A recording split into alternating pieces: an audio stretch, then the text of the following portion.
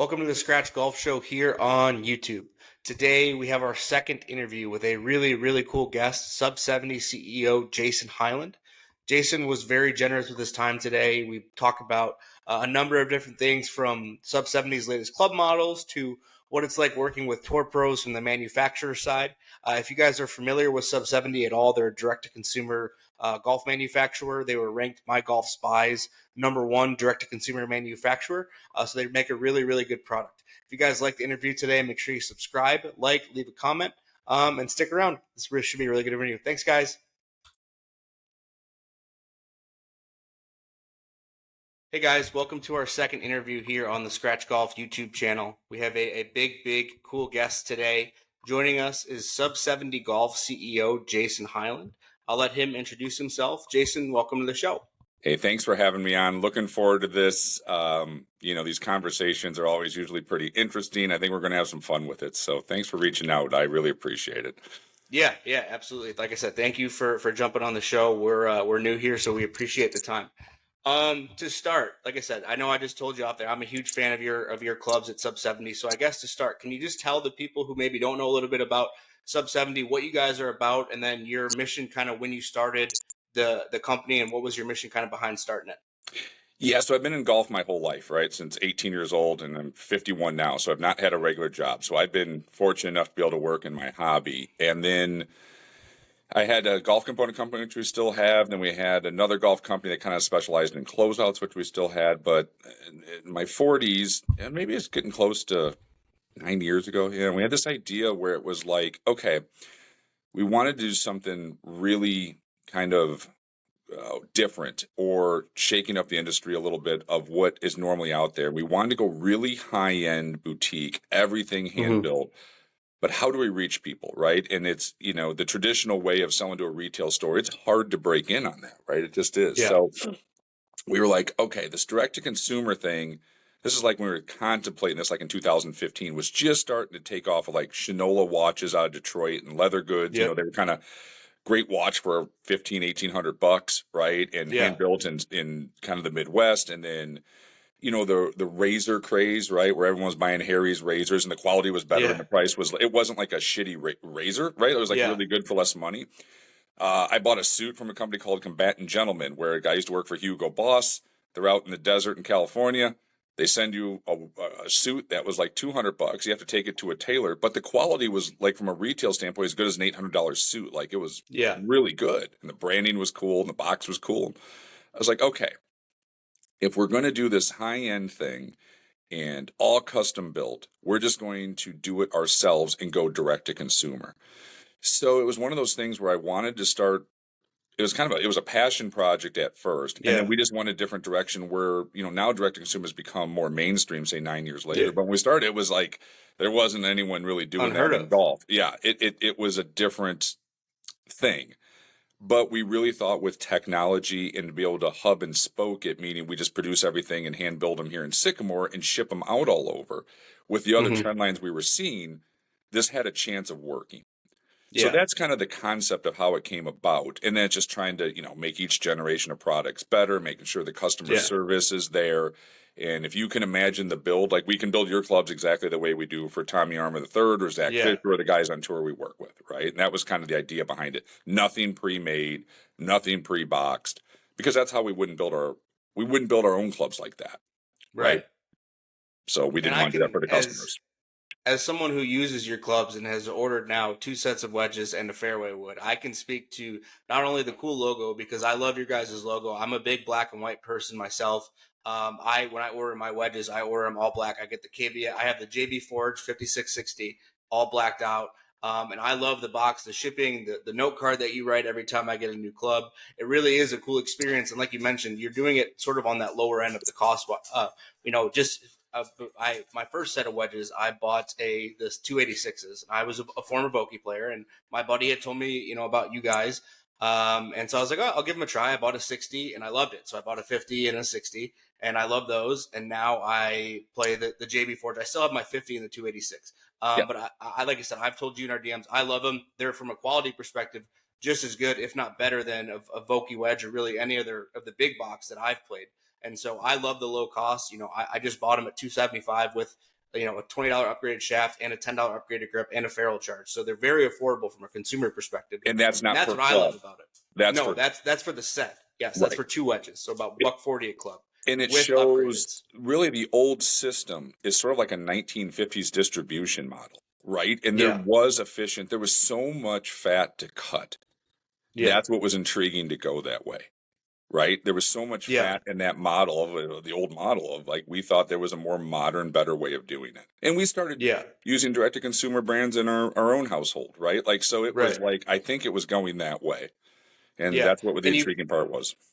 And you mentioned, I know a lot of Detroit. I'm in Michigan, so I'm about 30 minutes outside of the Metro Detroit area, so very familiar with them as well. And I love how you kind of use them as an example of the brand that you guys do. And kind of expanding on my next question, and you had kind of transitioned into it, and it was a good transition. But I know you work with Tommy Armour. John Daly is somebody who famously plays your clubs now. Can you tell me a little bit about how you work with tour pros or brand ambassadors, and what that looks like from your end, and some of the other people that you also work with from the sub 70 side? It's different, so Tommy, started that. I mean, that's the kind of he's the OG on this where, I mean, first off, he was a hero of mine growing up, right? So this conversation is still kind of through this lens of not anymore. Cause he's still my hero, but we're friends. Like, we talk all the time, but when he first started working, Tommy's a little bit different than the rest of the guys. The rest of the guys like Daly, Zach Fisher, some of the guys we worked with on the championships, most of those guys just reach out to us and they want a certain club built a certain way, and they're not helping on the R&D side. We may get feedback from them, like Eric Flores playing the Challenge Tour over in Europe, but we don't directly work with them. Not that we won't in the future. The only 2 guys we're working with is Tag Ridings, who's going to be playing Champions Tour probably next year. He's going to have to earn his way out there, but he's playing pretty well in his late 40s. We're working on an iron with him. It's just a really wild blade concept just because it was a cool project. And TA. And what happened with TA is I had Sandy Armour, his brother, on the podcast. And Sandy played the European Tour in the 80s. And if you're doing a podcast, if you talk to any former player who played in the European Tour in the 1980s, there's some good stories. Yeah. Really good stories, right? Yeah. So Sandy, his grandfather's a Silver Scott. He played on tour. He's caddied on tour for Tommy and a bunch of other guys. So I always had him on as a guest. And I sent Sandy a set of clubs. TA saw him. They still live next to each other in Vegas or in the same neighborhood. And then Tommy saw him, was like, what is this? And Sandy explained, and, Sandy calls one day and it's like, hey, TA wants to reach out. Like, here's his number. Don't share it, but if he calls, can you answer the phone? I'm like, well, of course. That was surreal for me, right? Like my phone's ringing. It's Tommy Armour III. And he really liked the concept and he asked what I was working on. And I said, I got this idea of a tour blade, which turned into the TA3 iron. And he said, well, send me some CAD drawings and schematics on it. I said, sure, TA, no problem. And then all of a sudden he goes, well, what about do this, this, and this to it and send me the CAD drawings? Okay. Then this, and this. And I was like, all right, I'm going to ask him, like, hey, TA, would you want to co-brand this? And it's your iron and we do this together. And that's how that partnership started. So we give Tommy the space to design that forged iron that he'd have in his bag and the wedges that he would want to play. And it's his call at the end of the day. It's sort of like having a bourbon maker make a small batch bourbon of exactly the way they feel it should taste. Yeah. That's kind of how we work with, like on this project with Tag, it's his version of a blade and we give Tommy the space. So on that one, I'm allowing guys with all this tour experience to kind of tell me, like, well, we work as a team, but they get the final call, produce it or not, because their name's on it.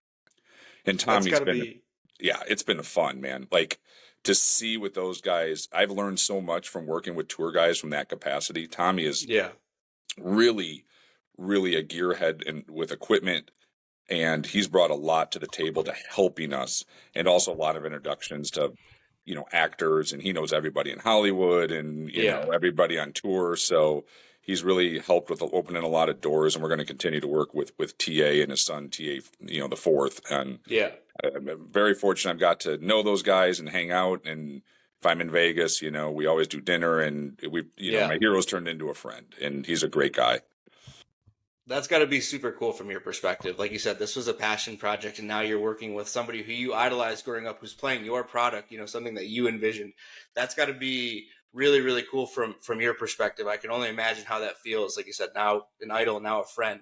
And I've seen, I think like celebrities, like I don't remember, it was a basketball player, but people rocking the sub 70 hat. Oh yeah. Anytime that people ask me, like, what's that under 70 logo on your wedges? Because I have lead tape over on the back of my wedges, so I cover And up like the line of like 70, and I'm just like, it's a sub 70 club, and I tell them all about it, and I'm like, you should try them out. They're really cool, but like I said, that's got to be awesome. But transition to my next question. You mentioned you work with guys on the Champions Tour and the Challenge Tour. Obviously, you guys are growing and scaling the business, but do you guys have any plans, or have you had any talks about working with like PGA Tour players or live guys, or really anyone on the Corn Ferry Tour? What does that look like from your yeah, perspective? If Zach's that's been on the something you guys Corn want to do? Ferry Tour, right? The Okay, yeah, question is, and the live guys are more so. Live has helped us in the sense that the money is so good on Live, and they have to do more of the team aspect. That yeah, I won't say names or anything because no one's under contract and no one's. But yeah, we have sent out a bunch of testing clubs to guys hmm on Live because they're going to be more brand agnostic, right? They yeah, might play a Titleist ball, our wedges, a TaylorMade driver, right? They're going to set their bag up exactly the way they want yeah, to. PGA Tour, not as much because the question becomes this: like we feel the clubs need to be played at venues where it's the highest level. But if I right, pay a bunch of money for a guy on tour, and I'm not going to be able to afford John Rahm, well, he's a live guy. right, Let's just say Rory, right? right, How important is it to the customer base if I get somebody who's 70th on the money list that I have to now charge $10 more a club at every club that goes out, whatever it would be, right? Someone's right, got to right, pay right, for it. right, exactly. And that's the Champions Tour guys, I can get it in their hands and not have to pay a bunch. Just show that guys doing it for a living. So, hmm right, we'll still play the clubs. So, Yeah, from the feedback loop we've gotten, our customers have wanted to make sure guys playing for a living will use the stuff to just, confirm the quality of the brand. But the yeah, feedback we've gotten is like, hey, if I pay somebody $200,000 a year to play the clubs on tour and I have to charge you $6 for every club that goes out, how important is that to you to have a guy who's 60th on the money list on the PGA Tour playing it? Our right, loop so far has been like, just keep making great products and yeah, we don't have to go there. So I'm not saying never, but the question is the ROI worth it? Because like we're a very transparent company. Like I would tell people, if yeah, we do this, it goes on as an expense every month. yeah, Someone's got to pay for it. right, So, for sure. Right, how it's a I balance. right. So I don't know. I mean, there's more every year we're getting more and more. We're going to have a lot of guys on, let's call them major tours using our stuff next year for testing. We'll see what happens. Yeah, And we'll never, who knows what happens. But right now it's not a huge push because the price of poker to do it. I don't know if our customer base, how important that is currently when they know there's guys on Champions Tour playing it. Daly's out there. Zach's playing yeah, Corn Ferry and PGA Tour Americas. Eric's over in Europe. They know guys who are trying to make a living are trusting the clubs. And is that right, enough for there to be, okay, this stuff is quality. These guys, even though they're not on the highest tour, they're still playing for a living. right, for sure. Okay, follow up. And this isn't because I do my own YouTube question. This was actually a question submitted by a friend of mine. But as far as not tour pros, but obviously, like there's major golf companies are moving to the social media. Like you see the Good Guys sponsored by Callaway, the Bob to Sports, etc. Have you had any thought there about maybe looking into that? With the growth of social media, the growth of YouTube golf, social media influencing. Have you thought about maybe getting and expanding into that market at all by maybe 100%. taking less of investment into social media? Somebody who has who can actually preach the word to the their following and from a like average golfer perspective. Yes.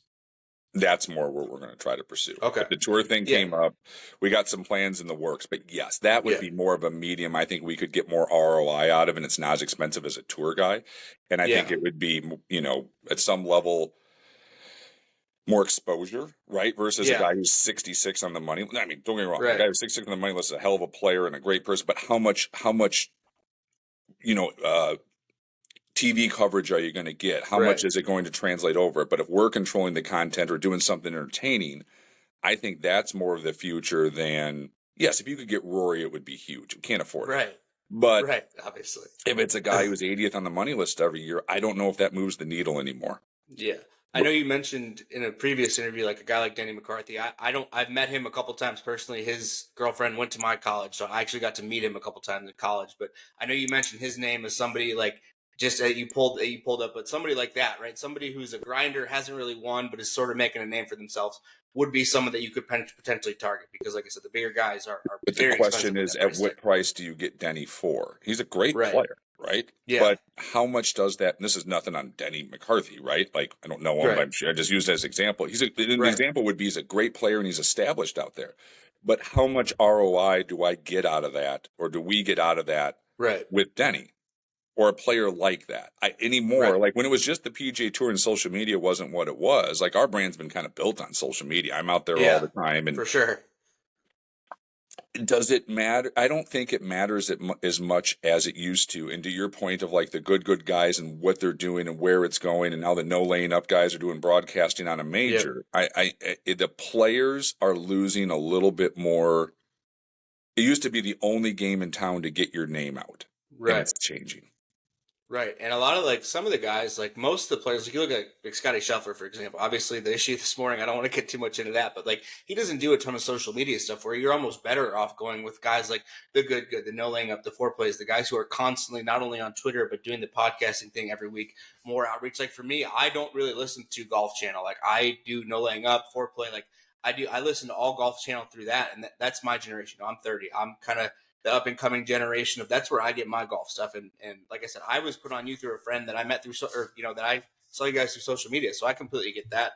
And our first guest, go ahead. Yeah, no, it's going that way, right? Yeah. And then if the person like an Eddie Pepperell would have been like, Right. that could be somebody we could work. I mean, first off, he's Right. hilarious. He's a smart ass. Right. He's on social media. Yeah, like European tour where it's not as expensive as the PJ tour, but we Yeah. would have to have a player with some personality like that. That Yeah. not only is a great player and established, but has a social media presence and is witty and funny and is not vanilla. For sure. Right? Where it just gets lost in the crowd. So, like, could we work with somebody we would work with or want to work with somebody more like that Yeah. than necessarily vanilla down the middle of the road PJ Tour play. Right. Right. And I know we had Golf Lover UK on. I don't know if you know Ben at all. I know he's over in UK, but I know you guys do. I know he does stuff with your UK Mhm. branch out there, and he was a sub 70 ambassador. So, he's got quite the following. I know I follow him on Instagram. My next question, and obviously you guys kind of started, you've been going on for, I think, in 2015, correct? But how have you handled kind of the scalability of the business as you guys have grown with the boom of golf over the last, 5-6 years? Well, you come up with a game plan, you try to execute as best you can, right? Yeah. Logistics around COVID were tough, but we had a lot of growth. So you sort of plan ahead, bring in more inventory. We've got a good staff. Thing that's helped is not the first business I've scaled, right? Yeah. So we had the production facility already. We have a 25,000 foot building in Sycamore that we had before this. So Yeah. as the brand is growing, we're using more of that space, and we've got a good team around us, but we've had to expand. But you just sort Yeah. of you put a game plan forward, you get a team that can help you execute, and you execute the game plan and we don't want to grow too fast too, where we couldn't service the customer and make sure the Right. quality is there and the experience there. So it's like nice, steady, profitable growth. We don't want to Right. go from 10 million to 20 million overnight and lose control of it. Right. We Right. want to kind of do it in a controlled fashion that the quality doesn't suffer, customer service is there. So it's sort of like you come up with a plan, you just keep grinding every day on that plan. I don't mean grinding in a bad way, but you're trying to execute where you think the market's going, and things shift. We're doing more customization on stuff. Like when we first started, that wasn't as big of a deal. A lot more laser paint filling. We're going to be doing more of that stuff. People like the individuality of having their clubs built just for them. Yeah. So you're always I like love got that. your finger up in the breeze, going, which way is the breeze going and how do we adapt? But Yeah. you can never just sit back and go, well, it worked this year, so next year we're going to do exactly the same thing. Yes, quality has to be there, the build has to be there, customer service has to be there, the core values of the business. But we're always looking at new opportunities, and you got to get some. Don't be afraid to have smarter people than you are around you to help execute the plan and push it forward. I mean, it's kind of how you keep doing it. And then I'm glad I had 20 years of experience before I did this. Yeah. Like I said, because I've learned from mistakes, and we'll make more mistakes, but hopefully I'm smarter at 50 than I was at 35, right? Fair enough. Yeah. No, and that's awesome. I love how you keep, embracing the quality and the customer service. Cause like I said, you guys do make a very good quality club at a lower price for the consumer. That's Yeah. essentially what you guys do, and I love that. And I love that as you continue to scale from a consumer, from somebody who uses your product. I love that you're sticking to the core principles, right? The customer service, what you guys were built on, and no matter how big you get, those principles are still That going to can't be there. So change. That the that's awesome to hear. foundation can't change, but making sure we're doing everything that we're hearing. This is the best part about direct to consumer too, right? We hear directly from the customers. There's no Yeah, middle ground. If we sold to a PGA Tour Superstore, I'm not talking to the end user. I'm just talking to the guys at the PGA Tour Superstore.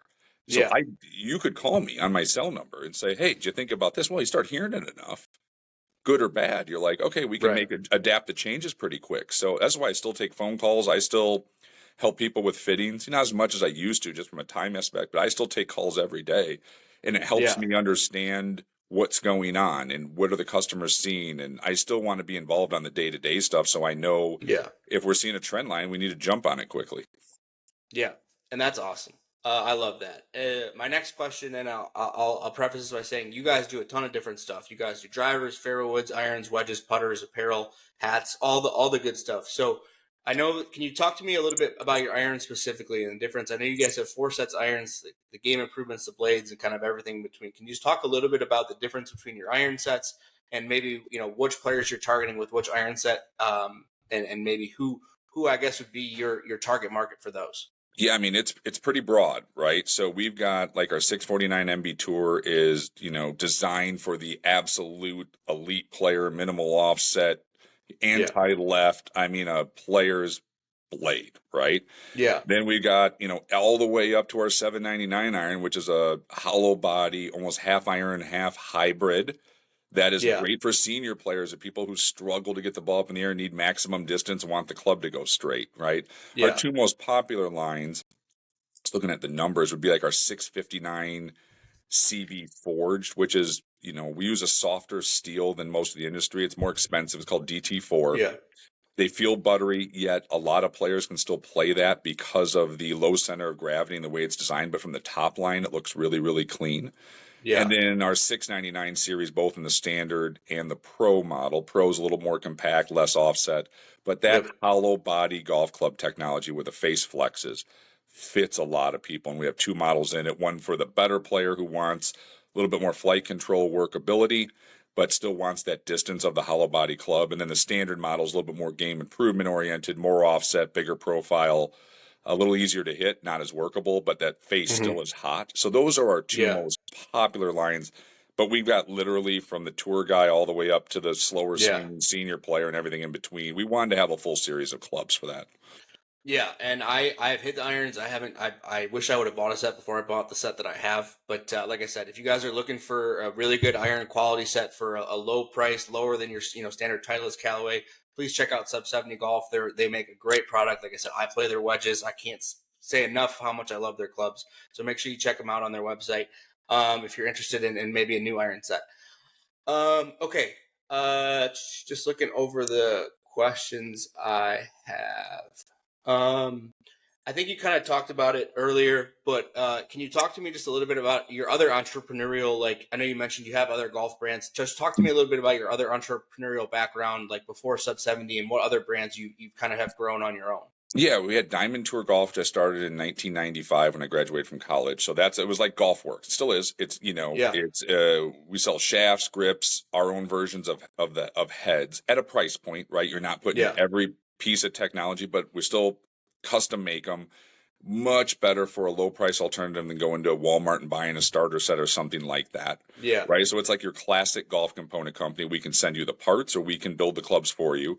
But, say that's like Chevy and Ford, where sub Yeah. 70 is more like Ferrari, Porsche. Right. And Right. there's a niche for both. Then on the Hurricane golf side, our specialty there is we might buy 1,000 pairs of Puma shoes and put them on Amazon, eBay, our website, Yeah. Walmart. It's buying in bulk and selling it one at a time, sort of commodity flipping and closeout Yeah. deal. That was a specialty there. I don't spend as much time on those other two companies. They've been established for a while. Other team Yeah. members kind of do it, but we have the Sub 70 was our third company. And, Yeah. my job is when we kind of start these new ventures to get them up and going and scale them. And, I love the other brands. It's like your kids, but sub 70 Right. has been really special. It's always more fun when you're Yeah. dealing with, it's more fun to run a Ritz-Carlton than a Holiday Inn, I would imagine. Absolutely. Right. No, So I'm sure. Yeah. doing the boutique stuff is, and I get to be more creative with the designs and stuff we're doing because Yeah. there's no limits. Like, we don't care what the head costs. Like, if it plays better, Right. we're going to do it. So, but the other three, I mean, our golf component company has still been around since 1995. Like, that's pretty crazy. We're Yeah. pushing 30 years, right? Coming Yeah. up. So That's it's gone awesome. quick. So yeah, like I said, I've not had a real job in a long time. I've That's been lucky. awesome. That's the dream. That's my dream. I wish I could. I Yeah, wish I could do that. So I know you guys are headquartered in Sycamore, Illinois, outside of Chicago. You guys have recently built I think you guys have like a simulator. I know Monday Q, Ryan French. I don't know him personally, but I follow him. He's a Michigan guy. So, but can you talk to me a little bit about what your headquarters looks like in Sycamore, and if people stop by, what they can do within your kind of that building that you guys have there for So we have like a two. consumer experience? Two Okay, buildings. sorry. So we have the production facility, which is more of like your functional warehouse, right? We're Yeah. building clubs, boxes are shipping. All three companies are out of that production facility. And we were getting so many people coming out for fittings. We had one room in the warehouse and Yeah. it was functional, but it was in a warehouse, right? And, cinder block walls and painted and cleaned and nice, but not the Yeah. sexiest thing. So Right. downtown Sycamore, and I was talking to my wife about this, and, like, God, we got to have a better customer experience. Yeah, we can do the fit, but we're getting so many people coming out. And there was a building. She's like, well, okay, if this building comes up for sale in the downtown part of Sycamore, we're in the industrial area for the production. There's a Yeah. building that I can turn into the vision of what we want to do. So this building literally a couple weeks later came up for sale. We bought it, and that's now called the 70. And we have like a 3,300 square foot fitting facility with a private bar, area you can hang, putting green, 2 simulators, and we open that up just for one person at a time. So you get a one-on-one experience with our PGA professionals, Neil or Kevin. They'll work with you on the fitting. They'll help you with your golf swing. You can hang out and have a drink afterwards. We have like a lounge area in the back, and it doesn't even really look like a golf store. It looks more like people thought we were opening like an antique store, a retail parts in the front for the clothing and stuff, but it's a very unique one-off experience. And it's not open to the public in the sense that you can just walk in, but we do it all by appointment. And if you set up the appointment, we're glad to take the time. And that way we want to do that. So if 5 people came in, we want to make sure the customer service is superb. Right. So you get a one-on-one session. There's no fee to be fit. There's no fee to come in. There's no obligation to buy anything. And it's been busy. Like, that facility has done really well. So we got 2 buildings in town. That's awesome. Congratulations. So how far is Sycamore from the Chicago metro area? I've lived in Chicago, and I guess I was never familiar where Sycamore was. Where'd you live? I lived in River North. So I was in River North for about 3-4 years, and then COVID came. I'm from Michigan, so I moved back here when my company was remote, and then moved back ever since. So I was in Chicago for about 4 years. If you just took Route 64 out of the city and just kept going straight west about 70 miles, you'd bump into Sycamore. So we're like 20 miles from St. Charles, Geneva area. We're technically not in the Chicago suburb area, but we're about 20 miles from where that ring starts until you go to the lake. So, 70 miles from downtown Chicago, but Sycamore has 25,000 people. There's no traffic jams. My kids can ride motorcycles in the backyard. I'm surrounded by cornfields. The nice part is, though, if you want a really great meal, and there's some great spots in Sycamore, but you're a half hour away from Geneva, St. Charles, to do some really cool stuff. So we love living out here. I grew up in a small town with 1,000 people. So I'm more comfortable being out more in the country, but it's nice to have access to this, call it the suburb or city area if you want to go in. Yeah, it's kind of best of both worlds. Absolutely. Okay, I know I have my one last question before we kind of do the rapid fires. Just talk to me and talk to the viewers a little bit about the pre-owned and what you guys do with the pre-owned. If there's stuff that they maybe want to get at a cheaper cost that's not brand new, and then I know you guys, I believe, do a trade-in program and a demo program as well. So just talk to me about all that. So demo, anything you want to share. Yeah, we had to do that, right? Because we charge net $20, but we try to make it very easy for you to get a demo club. The irons are 6-iron, 9-irons, and we send it out. You keep it a couple weeks. You try the clubs. They're just built stock, but you can get an idea of how they work. And then, we always tell people, reach out to our team if you have tech questions. That's why our customer service is there to help you. Right. We had to be able to make it relatively painless. And I think $20 is pretty painless to put the stuff in your hands to try. So that's worked really well because, once again, we're direct to consumer. We don't have retail stores all over. Right. Pre-owned, we have a pretty liberal policy of like, you play it for 30 days. If you don't like it, send it. We never want anybody to keep something they're not happy with. Yeah. Right. So we do get some pre-owned guys try it. No problem. They send them back. Those are the stuff that goes on the pre-owned. Then we just count them down based on the condition. And, obviously nothing's ever going to be broken or anything like that. If we need to regrip them or recondition them, we try to make them as good a shape as we can. So it is a great alternative if you're looking for, because if a club's 2 months old, it's not damaged, right? You can get a discount and go hopefully find the specs you want. Like, everything's custom made, so you might have to search around a little bit to get what you want. But essentially, it's just at a discount for guys who have tried clubs, or it might be clubs we've sent out to people for testing, right? Then we put it on pre-owned, influencers, stuff like that. So it can be a wide range. Oh, every now and then somebody will build an order and cancel it. So then it goes out there as new, and we'll still discount it because, we need to move the product. So we've kind of, rather than taking our clubs and selling them to somebody else who resells them, we've kind of just basically done that in-house. And then if people are trading in other products, if they have Callaways or Mizunos or TaylorMades, we work with Second Swing Golf up in Minnesota. The clubs go up to them as a trade-in. They get a certificate back for sub 70, and they can use that to buy clubs with us.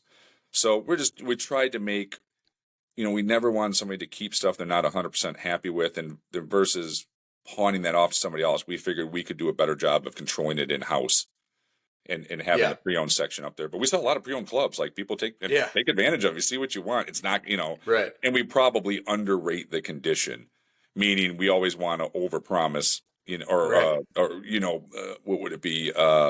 Under promise and over deliver on the condition of it. Yeah. So if it says very good condition, it's going to be really, really good condition. We want people to be happy when they get a used club from us. But we could have pawned it off, but it's like, well, we can just do it internally and put it right back up on the website. Yeah. Okay. Awesome. Now I got some rapid fires, and then I will let you go. I appreciate the time. So first question, how much do you play golf? I'm injured. So, I love playing golf still, right? I take golf vacations. Right now I'm playing no golf. My left elbow is all messed up.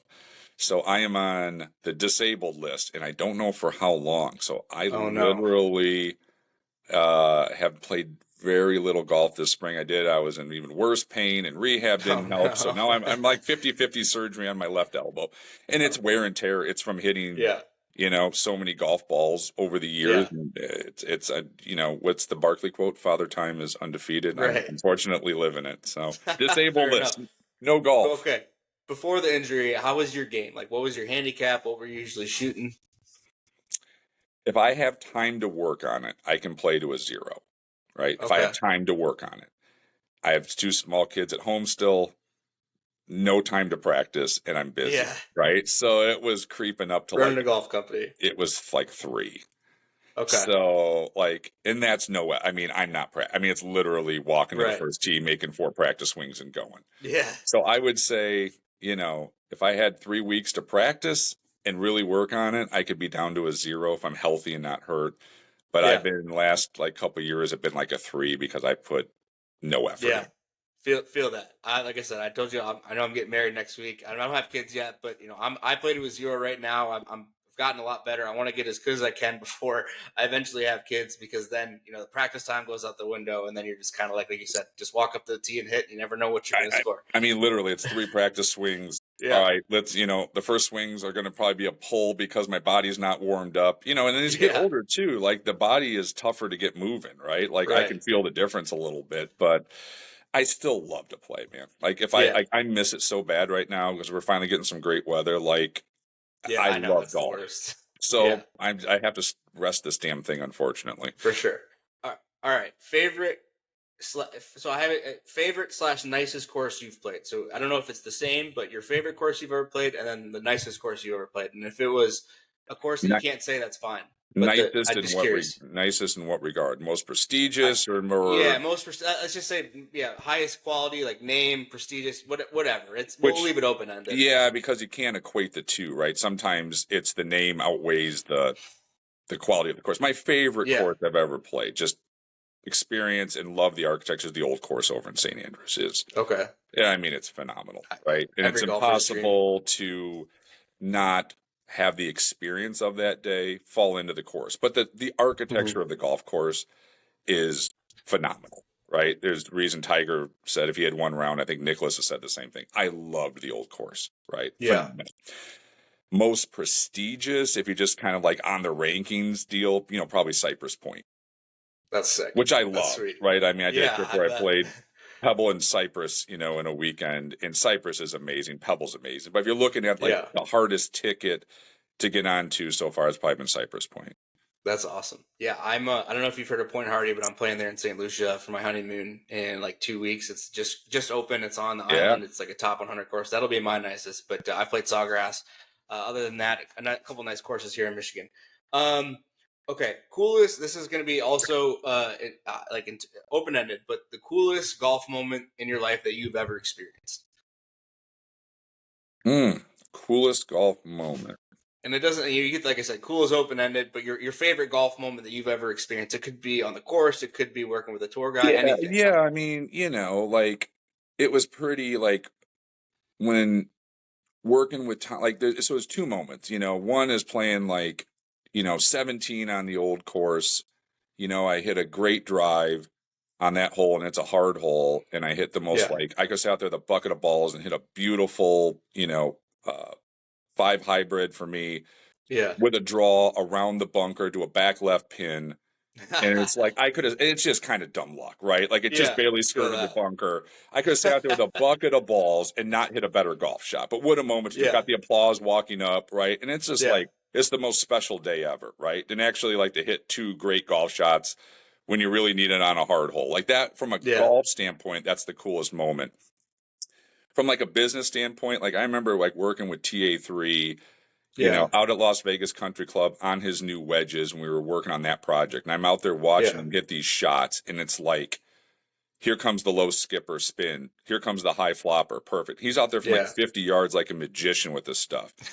And to see him go like, it's good. Like TA like produce it good. He's like, because we did so many prototyping. He's like, this is exactly what I want. And that was like how in the world did I wind up here? Right? Like I'm working with my hero, and we're on Las Vegas Country Club. His house is on the club. We're going to go back and hang out at his house. And he's such a good guy. And to be like, how am I living this? Like, crazy, right? And one last thing, walking with Zach last year inside the ropes at the Open Championship, and to see Zach playing the Open. We had Fowler in our group in Morikawa, and I'm walking with, inside the ropes with an all access badge. That was another moment. Like, how in the world? How do we get here? And Fowler's awesome, and Morikawa's a super nice guy. He knows Tommy well. He plays out of Summit Club, so I had a bit of a connection there. Right. Yeah. And it's just like I'm walking inside the ropes with these guys at the Open, and Zach's playing our club and carrying our bag, playing Tommy's irons, by the way. So it all kind of correlates. Like that was another moment of like, what in the hell am I doing here? How did this happen? Yeah. So there's some good ones. And you're a golf fan, which is so cool because, like you said, from like the normal people don't realize like how cool that is as a fan to experience. Like not only like I'm here, like I built my company to be here. That is awesome. Okay, 2 more. I know you guys have worked with Ryan French, Monday Q, on doing some like donation stuff, which I love. That's awesome. I guess, do you guys do anything else around Illinois in like the charity aspect or club donations? Just talk to me a little bit about that. Well, I don't make it public, right? So it's but if there's somebody in our area who needs help within, we're probably going to do everything we can to help them. Okay. It's not something I kind of put out on social or anything like that, right? Because if it's a worthy charity and they need help, like we're probably going to help. I'm fortunate we can help people and do that, and it helps our brand too of getting out there. But I never do it for, hey, and by the way, put a sign up for sub 70 or something. I try to do it if it's a worthy cause. We have to keep it kind of, I mean, if Ryan needs something French, like he calls, we help. Yeah. He's helped us so much. Right. But as we've grown, we get calls from all over the United States pretty much at this point. We try to keep most of it in our backyard here in Sycamore. There's plenty of stuff that needs to be done here. So yes, locally we always try to help as much as we can, but it's not something where I'm never going to go out there, put it on social like, oh, look what we did. We helped X, Y, and Z.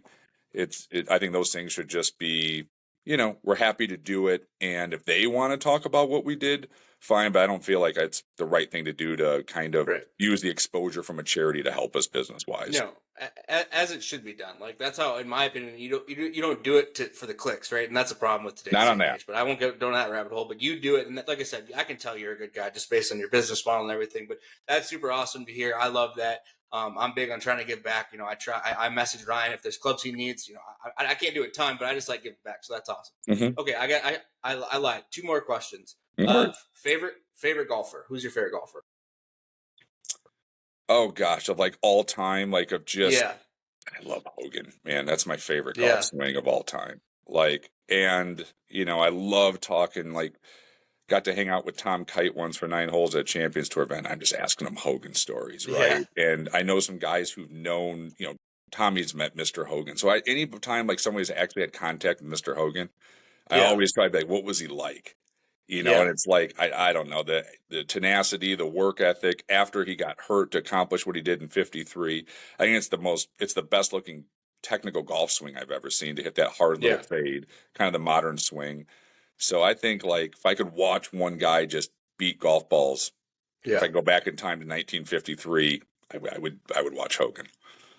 Okay. Who do you think gets it done this weekend? Do you have a pick? Now, obviously, we're not, no gambling, but who do you think gets it done for the PGA this weekend? I think my gut is Xander is due to win a big one. Yeah. Right? It's Okay. like that Yeah, I hot agree. start. He's been playing well. Rory's been playing well, but I have a feeling he's a world-class player. He's there all the time. And one of these Mm-hmm. weeks where that kid is going to line up and he's kind of already won a big one with the gold medal, but I truly Right. think like he's trending, he's playing great. Is this the week where it happens, where it all comes together? And I don't know him personally. I know guys who do know him. He's a good Yeah. guy. So Yeah. I'm voting for him. I hope he gets that, proverbial monkey off his back, as great of a For player as he's sure. been for the last 7-8 years, to be in that category of a major champion, winner. He's good for sure, 1,000% good enough to get it done this week. Cool. Okay, everyone. Well, that's going to wrap it for the interview today. Jason, thank you so much for the time. Like I said, I really appreciate this conversation. This was awesome. Before we wrap up, is there anything you want to say? Feel free to plug your socials for Sub 70. Anything you want before we wrap. Yeah, I mean, if anyone needs help, reach out to us. My cell's out there. The website is sub70.com. Easy to find. Any question that you have on the equipment, or if I put this with this, what do you think? Like, that's what we do all day. So Yeah. we're custom making stuff. We want to make sure those clubs are perfect. So basically, I just want to say we're accessible. If you guys need help out there, we are here to help you.